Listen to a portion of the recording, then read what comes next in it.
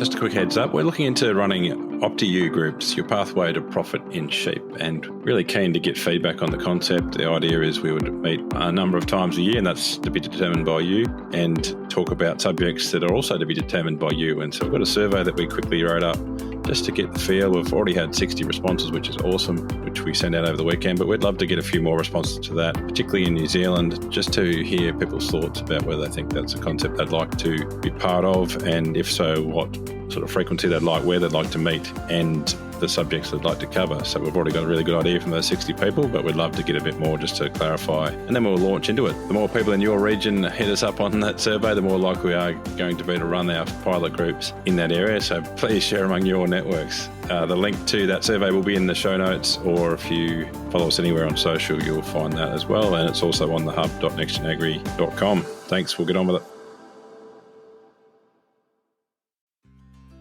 Welcome to the Head Shepherd Podcast. I'm your host, Mark Ferguson, CEO here at NextGen Agri International, where we help livestock managers get the best out of their stock. Before we get started, thank you to our two fantastic sponsors for continuing to sponsor this podcast. MSD Animal Health is perhaps better known as Cooper's Animal Health in Australia, and for their Allflex range across the world, with a comprehensive suite of animal health and management products. Heineken is a one-stop shop for wool harvesting and animal fibre removal. The Heineken team have a deep understanding of livestock agriculture, backed by Swiss engineering and a family business dedicated to manufacturing the best. We are grateful to our sponsors for their support, helping us bring Head Shepherd to you each week. And now it's time to get on with this week's episode.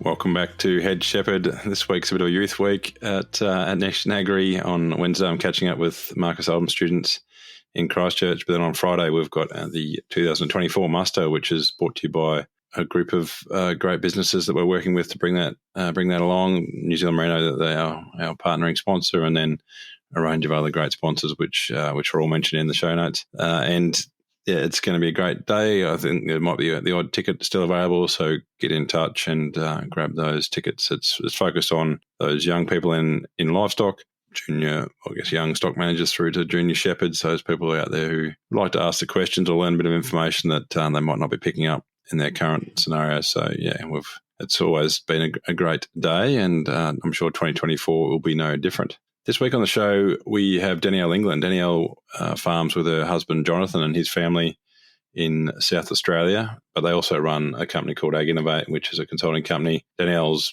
been listed in the 100 Women in Agribusiness. She's also won WA's Rural Woman of the Year back in 2013. So definitely well accomplished, and is focused on helping people, I guess, make some of those hard decisions, conflict resolution, group dynamics, facilitating those change that we sometimes businesses need to see. So a real advocate of getting the people side of our farming businesses right. And if you follow her on LinkedIn, you'll see some great posts around just getting time off farm, doing the things to make sure we keep our headspace right in what can be a pretty challenging job. So I'm sure you'll enjoy this chat with Danielle England.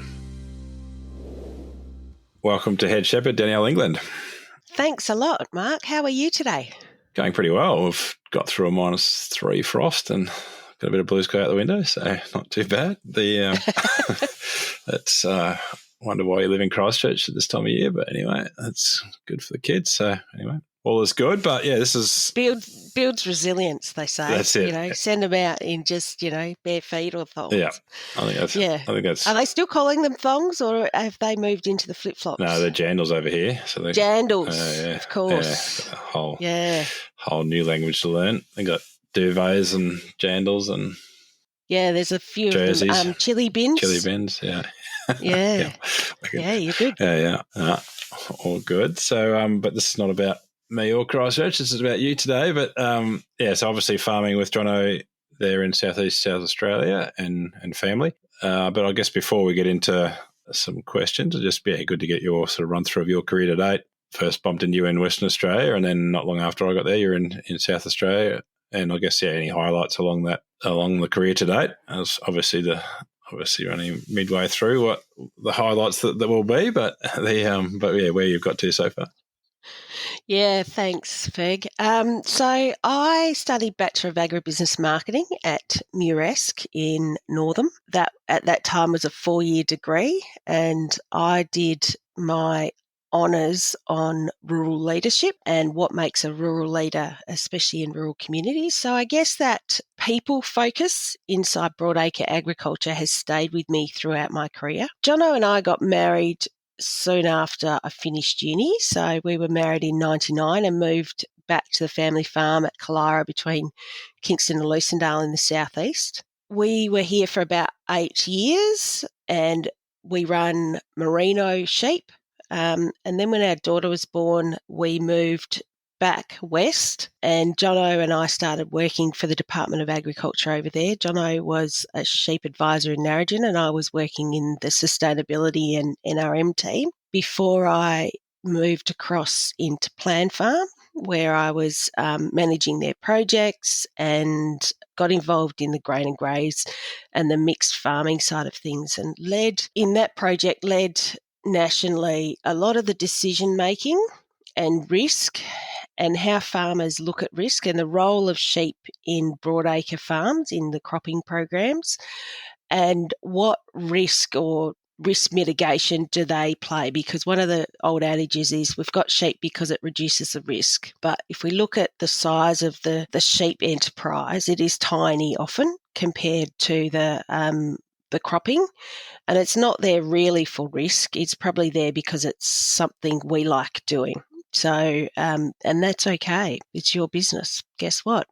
You can do what you like. So, which is why we see some changes generationally between sheep and other people who keep sheep in those mixed farming areas as a large proportion of the enterprise, even though it probably doesn't have to be. There are other bits, especially when you get to this side of Australia, that you can't crop. So they need to have a robust sheep enterprise sitting in amongst that. So there's some of the decisions that sit inside mixed farms that came out of my time with grain and graze.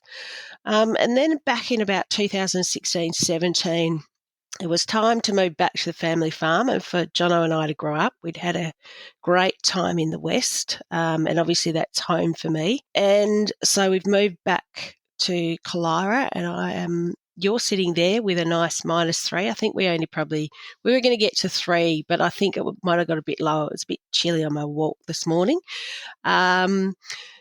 Sitting here waiting for hopefully the break of the season in about 3 days' time. So we are running about,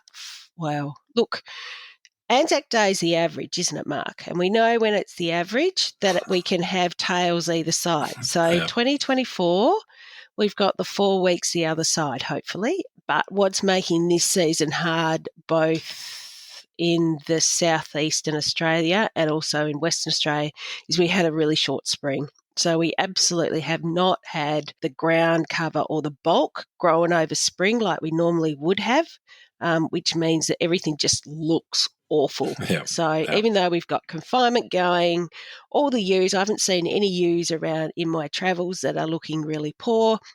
Everyone's absolutely confident about the way they're managing their livestock, and we know how we're managing our soils. It's just kind of like, come on, we're ready now. Let season 2024 begin, please. So that's where we're at. So how's that for a nutshell of my moving across the Nullarbor a few times, and probably gives me a good under what I enjoy is looking at the systems that people have on their farm and the way they make it work. And it's not just about the farming system of the crop and the sheep, but also the people and the communities that sit in behind that make it work as well. And often I think we forget that in agriculture. Yeah, cool. And just drilling in a little bit further, I know your father-in-law, Jono's dad, was fairly innovative back in the day with his merino breeding. I assume I don't know if that's still around or not. And also did I see somewhere that you got a daughter back on the farm or back involved or not? Did I make that up? So George, our daughter, we have one child, floats in and out depending on how motivated she gets. She's 18 and city life, she's at university this year, and living university like you should always live university. There's only one way to do that. Absolutely. So Jono and I are sitting back and reliving our university days at this point. She's involved in the business. She's not studying agriculture, but look, let's see where the future takes her. Cool. Jono's mum and dad are still actively involved in the family, so in the family business. So we've effectively got 2.5 generations sitting here. Jono's dad, Peter England, lives and breathes merino genetics. So that is his number one passion in life. And Jonathan is really there just to support some of the tech and give him a hand as life goes through. So we're 100% merinos on our farm. We run the commercial side, and Peter and Margie still run the stud. And we're probably running at about 17 micron, I think, in our ewe flock, which means that our lambs will get down to sort of that 15 micron. So they've just been shorn. And one of the good things we like with the merinos is that, and we're running a multi-purpose, doing the multi-purpose index as well. One of the things this family likes is the fact that when we, spring last year, when all of a sudden prices dropped by 40%, we were able to say, okay, well, it's time to flip back into put the wool focus rather than meat focus into the business just for the next couple of seasons. But you can also keep adding that science in. So we mated for 3 weeks this year. That was Jono's attempt to reduce stock or lamb numbers without teasers, and it kind of bit him on the bum. I was going to say, how'd they go?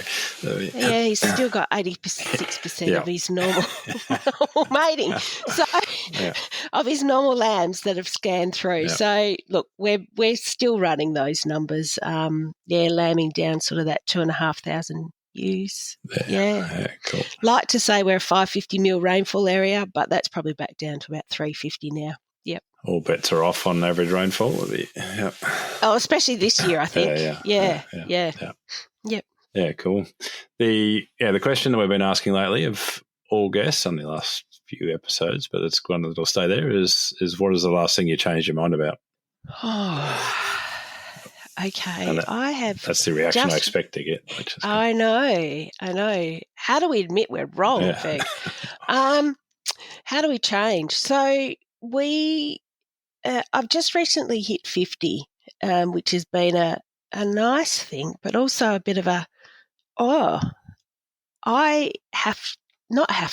want to be a mentor. So that's probably been my biggest learning over the last 6 months, is that I've moved from being someone who absorbs information, and not to say you don't keep up with it, you always keep up with it, but just about how do we bring the next generation of Aggies, whatever field they're in, be they researchers, farmers, extension officers, how do we actually pass some of that, 25, 30 years of industry experience going on? So that's probably my biggest learning and change over the last 6 months, is being able to put myself in a position to mentor others, or not to expect them to know everything, because they've only been in the industry 3 to 5 years. So that's a pleasant thing to have changed my mind about. Excellent. And I don't know if it's been a conscious effort, and by that answer I'm going to assume it was a conscious effort, but it seems recently only see what you write on LinkedIn, but it seems like there's been a conscious effort to provide some leadership to industry through written content as well, just to, particularly at the moment when we know that people are finding it hard for various reasons, and being a source of strength out there. Thanks, Ferg. And it's probably in that same 6 months, I started to get frustrated about September, October last year. September.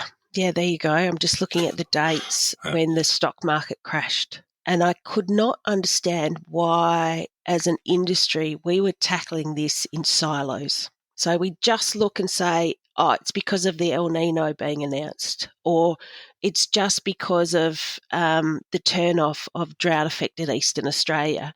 It's just because, we've got a poor spring. It's kind of like, as farmers, we don't deal with it in silos. and we run a whole economy, and it's a global economy in agriculture. And sometimes I think we forget that. And so that was when I started to pipe up and say, excuse me, we're running in a global industry here. There are other things other than El Nino affecting prices, which actually affects decision making on farm. So, and then flow through, so it wasn't just El Nino. It was the fact too that the federal government had announced within that same 2 weeks the review of the live export, so that all of a sudden put shivers through our export market partners. So how do you expect them to react other than, hang on, we're just pulling up stops here and we're not going to invest in the Australian sheep industry because we don't know what the government's going to do. And Labor's had this effect in the past, so let's work on their previous, track record. But I think as researchers and scientists and funders, we throw out information in silos instead of just actually having a look at the broader view of what's going on. And then obviously with the recent announcement, which has come on top of what is really a shit season, let's be honest, there's just so much heartbreak out there. And I just think that this is where you put the people back into the business. Like, let's not just look at the season or the markets or the animal welfare. Let's look at the people welfare as well. And it probably surprised me, Feg, when I started to put them all together and just have a look at the impact that some of these decisions and the season is having. Lucendale Field Days down here, $0 spent. Mm-hmm. Yeah. $0. No new bikes, no new tractors, no new seed going in the ground for renovated pastures. Farmland that 12 months ago wouldn't be on the market for 10 days, no bid, no offer. Okay, so that has flow-on effects through our regional economies, let alone those people who are, in the sake of a land sale, who are wanting to move on. They've made a huge decision in their life, and they kind of can't. So it's all these things that actually flow through from what is just, potentially 5% of a market. And these are the impacts people have. So, yes, I'm probably getting a little bit, and I have always said that I'm not sure that live export would be there for the long run. And the Australian industry in the last 10 years has made a massive improvement in terms of animal welfare and shoring up those markets. And sometimes I think we just put our pale, stale, male, white person's head on and think that everybody should eat meat the same way we do, and forget that we're actually a really small player in what is a global industry. So there's my Danny's Economics 101 for you, Feck. Excellent. But I am seeing the impact on the people, and that's the hard bit. Yeah. Who have invested generations in really good genetics, really good farming systems. And as I said, those sheep are still in really good nick. The country's still in really good nick. They're doing everything that the community is asking of them, and yet where's that market? And it's not just live market, it's everything market. Yeah, no, very good points. The change is something that is inevitable. It's constant. But humans don't necessarily love it.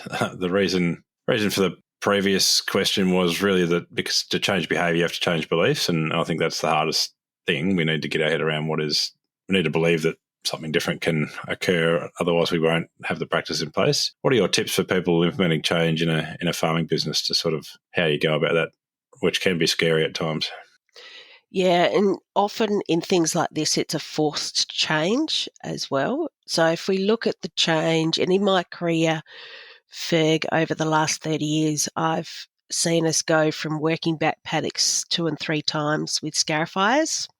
Same. Had the pleasure of using scarifiers back in the day, and disc ploughs, which are now coming back in, to no till, So, but if we look at that change in our farming system, that was driven by water use and economics, and that was driven by us as farmers, whereas this change is very much being driven by the outside person and the market. And it is technically only a small portion of the market. As I said before, it's only sort of 5 or 10% of the market that is export. It's what it's done to the confidence of the rest of the industry that is the hard bit to get ourselves around. So in terms of change, I think if you look at, the Stock Journal and the Rural Press, we've just got to get ourselves through the next 12 months. No. I think this is a 2-year, 3-year journey that the industry is going to have to take itself on. It is a matter of buckling in at this early stage and just seeing, because as you know, we can't change sheep genetics very quickly. Sure, we can move out of merinos and move into first crosses or prime lambs, but they're not going to hit the ground till next year. So what's that, 25? So we've 24 mating was decided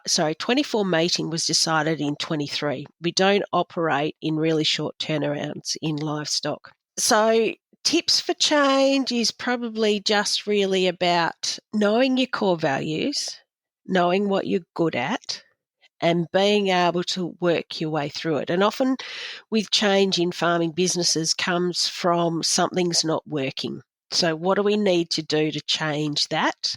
And that's when we start to explore for other options. So we need to just be exploring at this stage and just keep an open mind about what the opportunities might present themselves or where they might go. Don't look back. We've got to keep looking forwards and focus forwards, because what you focus on is what you will generate inside your business and your personal life.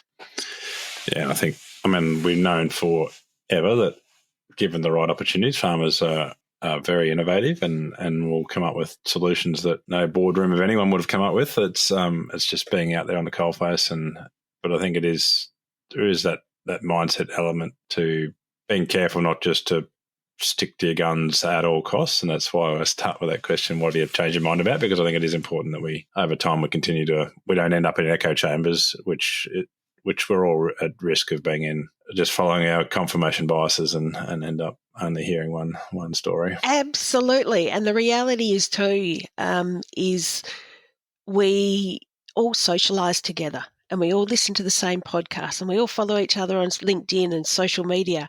So guess what? We're all feeding into that same echo chamber. So sometimes it's about breaking out. And some of the best days I've actually had have been when I've taken myself off, for example, to a dairy conference for being in sheep, or I take myself off to a women in business conference that's got nothing to do with agriculture, absolutely nothing at all, and they're the days where you go, actually, this is good. I've picked up stuff. It's not alone. Yeah. So sometimes you got to put yourself right out there and get involved in other people and other things to actually, work it out. Yeah, no, exactly. Resilience is something we talk a lot about. It gets mentioned in it's kind of almost as bad as sustainability was back 20 years ago. Resilience is up there. It's talked about a lot. It's sort of almost talked about like it's something we need to get and then you've got it. The reality is that it needs constant work to be maintained. There's always stuff eroding your resilience and therefore you need kind of methods to build that back up, because otherwise, there are so always rather things than wearing out. I just look at resilience as a journey. And so wherever we're at, we're resilient. It's just sometimes we're feeling less than others. There's also an adage around, so resilience isn't just one thing. It's actually a big mixture of things. It's a mixture of your physical health. Are you living authentically, doing what you love? It's around the social connections you keep. It's around enjoying what you do, those sorts of things. So sometimes, have you got enough rest in your day or in your week or in your year? And so sometimes we might be, at the minute, for example, we're feeding a whole lot and we're trying to get crops in the ground. So I don't know any farmer out there in Southern Australia and Western Australia who doesn't have bags under their eyes. These are 12, 15-hour days at the minute, and there's a lot of worry going on behind the scenes. So our resilient levels might be less in terms of the workload and being able to rest. But there's some things we can do to build our just our general resilience levels back up. And that is things like eating healthy, staying in connection with people so that you've at least got that social connection. And then after it breaks, hopefully this week, it's looking more positive rather than less positive. Once we get some of that rainfall come through and we can take some of that pressure off, then that allows us to sort of get some other stuff around living authentically and enjoying what we're doing back into balance. So I don't think it's something that we achieve and then we lose. I think it's just the ebb and the flow, a bit like the waves of the ocean coming through. They're always going to be coming through. And the old adage used to be with resilience that, you won't be resilient and then you'll bounce back. Well, I think we've moved past that, and I don't think the bounce back is there anymore. I think it's just that journey, because it might be sometimes, as you know, sick kids. Sometimes it might be sick parents. Yeah. Sometimes it might be sheep markets. Sometimes it's your health. All those things just add to our general overall resilience. Yeah. Thank you. So if we switch that question to kind of business resilience, and you started talking about, I guess, a mixed farming setup where sort of, one of the things that diversification is meant to do is build resilience into a business. And some people would argue whether that does or it doesn't. But I guess what are the key characteristics of resilient businesses you see around? Someone said to me once that if your farm's still there, you've got a resilient business. Probably pretty good. And that's probably about right. Yeah. Okay. We get very worried as farmers about, for example, the 23-24 financial year won't be probably a gangbuster financially. But do you know what? It's 1 year in 10. Farming is a long game and it's an infinite game. In other words, we try and set it up for future generations and to manage this land going forwards. So while it looks a little bit stressful now, in the long run, it will actually be okay. Now, what you do around that in the short term, this season's going to be another one that's going to add to the bottom line of debt. Okay, so there's likely to be $100,000 to $200,000 that just goes on to long-term debt for most farmers. And that's okay. That's farming. That's the capital gain that you've probably seen over the last 5 years, just slightly eroded. And that's all right too.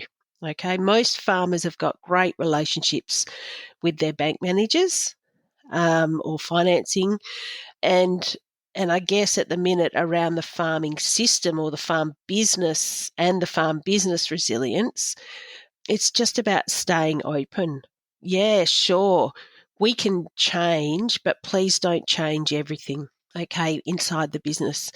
There's an old rule of thumb that you don't add or subtract anything more than 30% in a business, because otherwise, to try and catch up with management, with the new skills you need, all that other stuff. So, for example, if we were to suddenly move out of merinos into cattle, when merinos account for, 70% of our income, that is not going to be a good move. Okay. If we're going to get into cattle, we would need to potentially just buy 200 cows or even 100 cows just to get our head around it.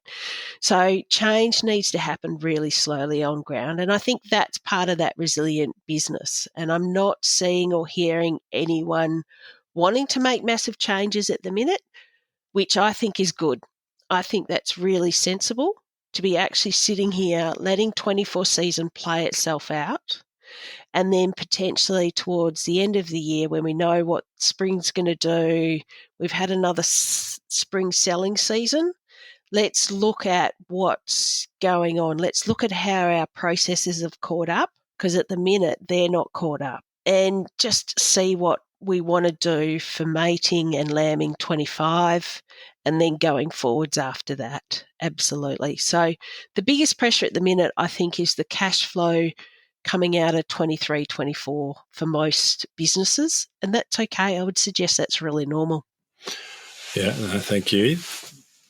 Back earlier in this discussion, you talked about rest briefly, and I know it's something that, like right now, farmers are out there. I've grown up seeing that. It's the way I run my business. I don't get a lot of rest, but yeah, every podcast I listen to, just to let the listeners know, I got my email from Mark at 7:30 last night. So, Mark, I'd suggest these tips might be for you too. You're right. Yeah.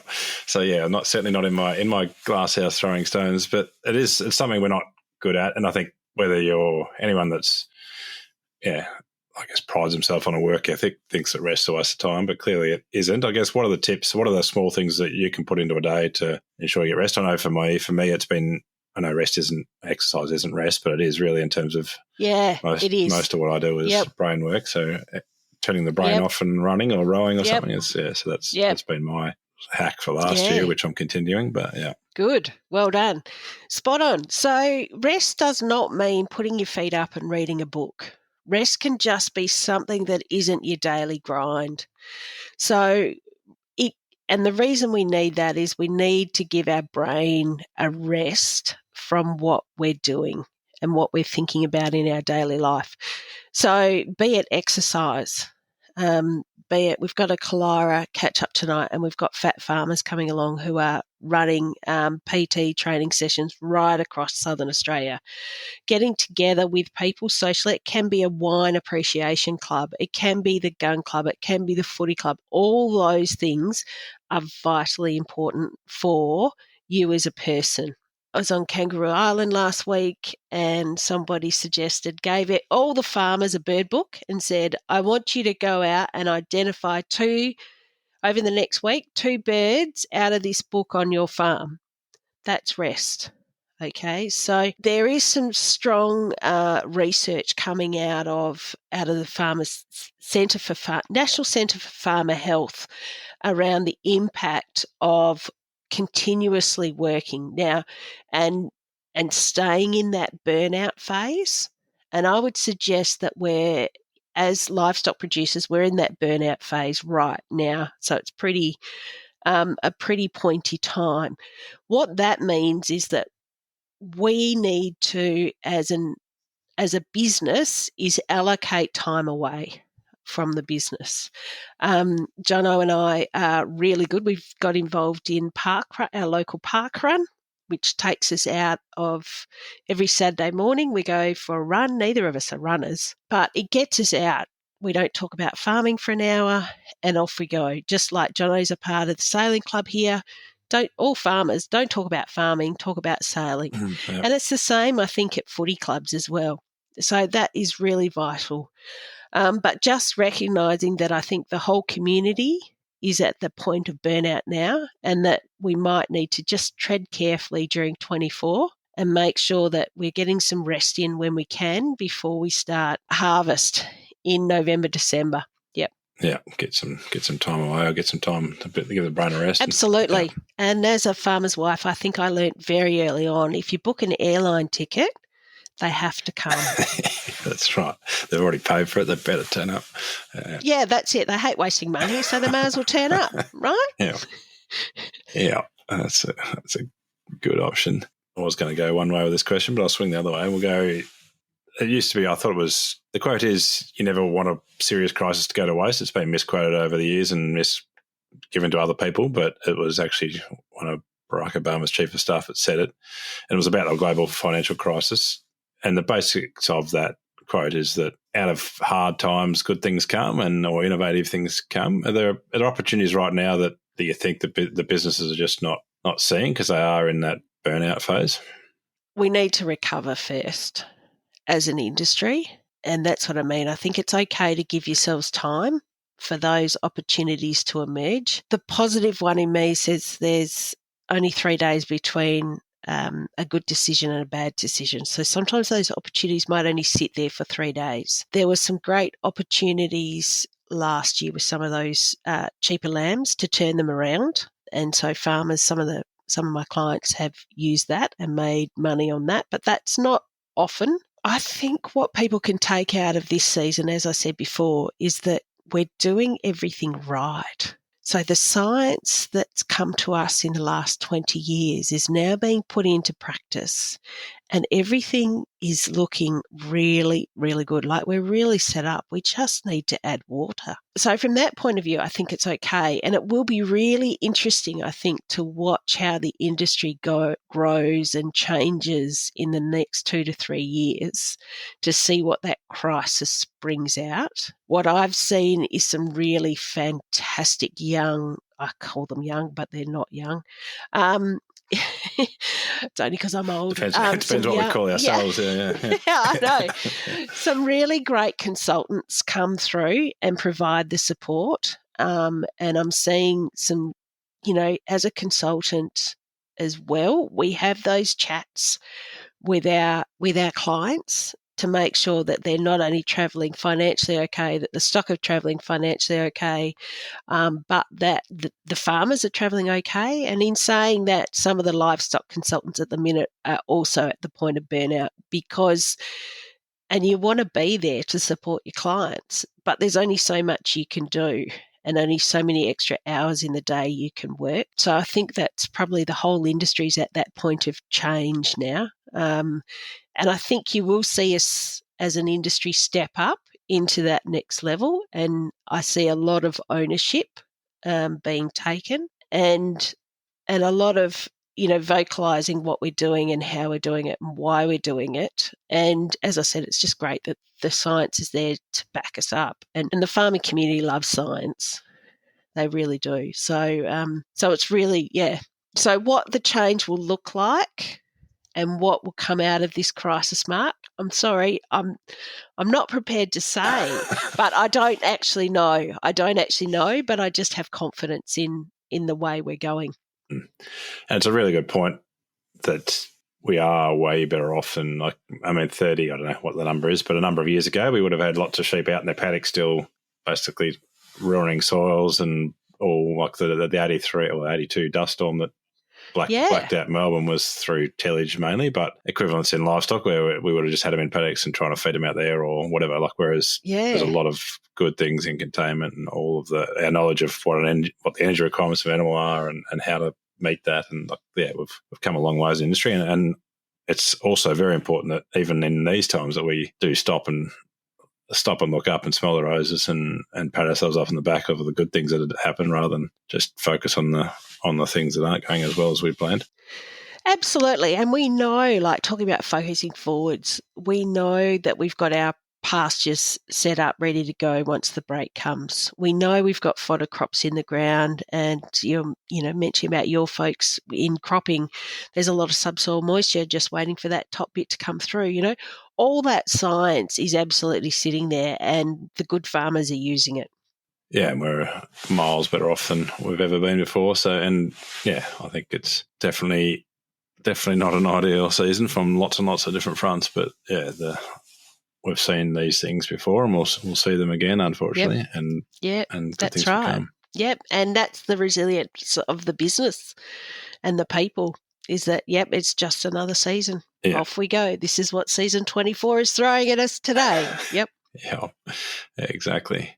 Danny, thanks very much for coming on today. People can find you at AgInnovate if they Google AgInnovate, or they find you on LinkedIn and read what you're writing about. But we'll put links to your website on the show notes as well if people want to get in touch. But really appreciate your time and wise words for those people out there who'll be sitting on a tractor. Hopefully, by the time they're listening to this, hopefully it's rained and they'll be watching some subclover germinate.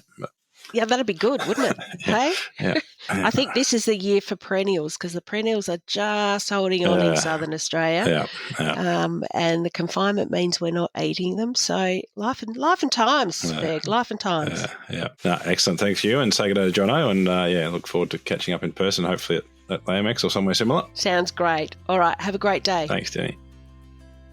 Thanks again to Heinegger, who are proud world leaders in the manufacturing and supply of professional sheep shearing and clipping equipment. Thank you to MNSD Animal Health and Norflex Livestock Intelligence. They offer an extensive livestock product portfolio focused on animal health management, all backed up by exceptional service. We thank both of these companies for their ongoing support of the Head Shepherd podcast.